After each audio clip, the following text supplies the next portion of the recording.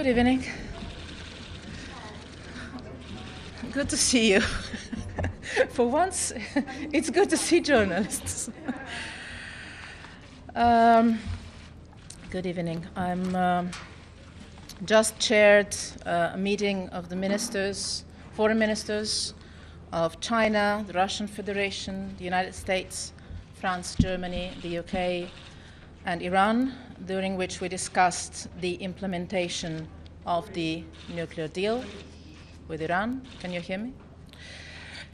It has been a frank, open, and in-depth discussion, during which we have agreed on the fact that all sides are implementing so far fully the agreement, as it has been certified by the IAEA 8 times for what concerns the nuclear commitments of Iran. The last time we received a report from the IAEA was just 10 days ago, and this was not under discussion. All agreed on this. No violations, and my sincere hope is that this is going to continue to be the case. The scope of the JCPOA, the scope of the nuclear deal is related to the nuclear program of Iran. There are other issues that are out of the scope of the agreement. There are other issues that are out of the scope of the agreement, and these issues might be tackled into different formats, different fora, including the fact that it's not a mystery, I guess. The United States is having a review on its own Iranian policy. This is out of the discussion of the JCPOA, out of the discussion of this format. We are sticking to the point that the nuclear agreement is working, is delivering, is functioning. And I can share with you that the general sense that we shared tonight with the ministers is that with the difficult times we're living in the world of today, with quite a good number of conflicts, crises, and a nuclear threat coming from a different part of the world, the international community cannot afford dismantling an agreement that is working and delivering.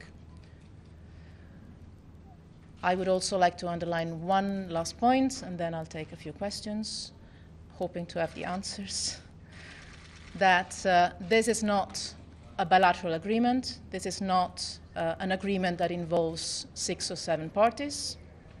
This is a UN Security Council resolution with an annex. And as such, all member states of the United Nations are considered to be bound to the implementation of it. So it doesn't belong to one country, to 6 countries, to 7 countries, to the European Union. It belongs to the international community. Thank you, Pamela Fox, CBS. Representative Mogherini, was there a discussion of the sunset clause or ballistic missiles on the part of the United States or anyone else? Did you agree to any discussion of changes? No discussion on changes. As I said, we're talking about UN Security Council resolution. I would like to read to you, if I can, because sometimes we forget what the text is about. So I'm glad to provide you the full 104 pages. We negotiated for more or less 12 years. I guess this is already an answer to your question about renegotiating parts of it. Point 3 of the preamble, so the very beginning of the agreement says, Iran reaffirms that under no circumstances will Iran ever seek, develop, or acquire any nuclear weapons. There are some provisions in the agreement that have a temporary duration. There are other provisions that have no temporary limits, that are forever. And there is, in any case, the commitment of Iran as a member of the Non-Proliferation Treaty that stays. And I think that point 3 of this very beginning of the agreement speaks for itself. Mrs. Mogherini, said that there were issues. You said that there were issues that were not within the scope of this agreement. How will these issues be discussed? In what format? And is there any room, in your view, to reopen the JCPOA to discuss some of these other issues of concern? And if not, why not? As I said, the agreement is working and is delivering for its purpose, for what's in the agreement, which is a nuclear non-proliferation agreement. And let me underline one thing that must be self-evident to all in the world, I think. In this moment, having a nuclear non-proliferation agreement that is delivering is quite a strategic instrument in the hands of the international community. It's not a irrelevant part of global security. We already, wait. We already have one potential nuclear crisis. We definitely not need to go into a second one. This is an agreement that prevented a nuclear program and potentially prevented a military intervention. Let's not forget that back then. But to come to your question, there is no need to renegotiate parts of the agreement because the agreement is concerning a nuclear program and as such it's delivering. We all agreed on the fact that there is no violation, that the nuclear program related aspects, which is all the agreement, are being fulfilled.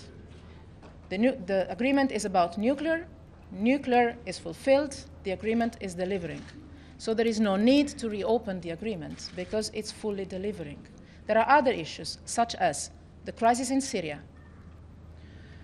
the crisis in Yemen, other different issues that are geopolitical, strategic, bilateral issues.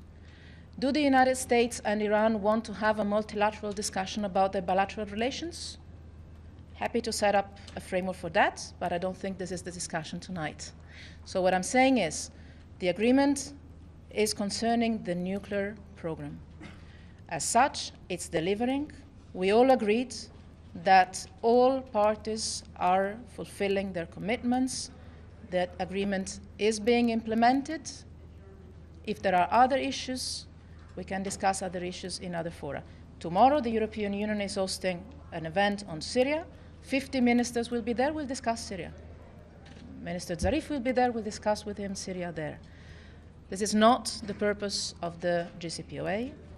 My role here as a chair of the Joint Commission that is monitoring the implementation of the agreement is this.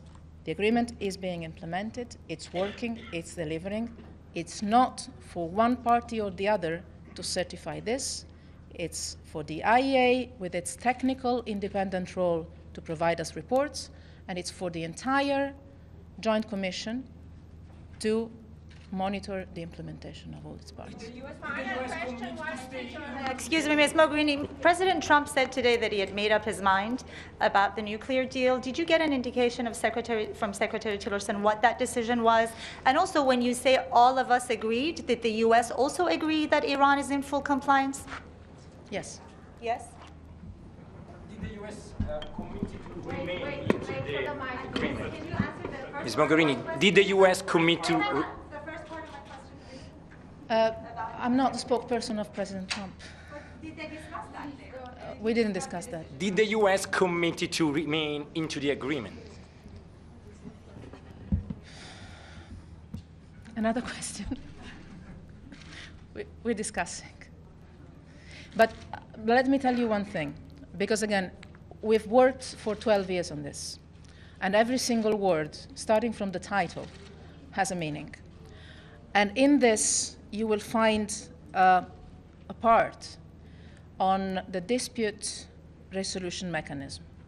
If there are problems of non-implementation by any of the sides, we have a mechanism to gather at deputies level or at ministerial level. We have some 4 weeks to find solutions, And as I said, it's a UN Security Council resolution. So don't imagine that one country does or dismantles the agreement. This is a UN Security Council resolution. Final question, BBC Persian.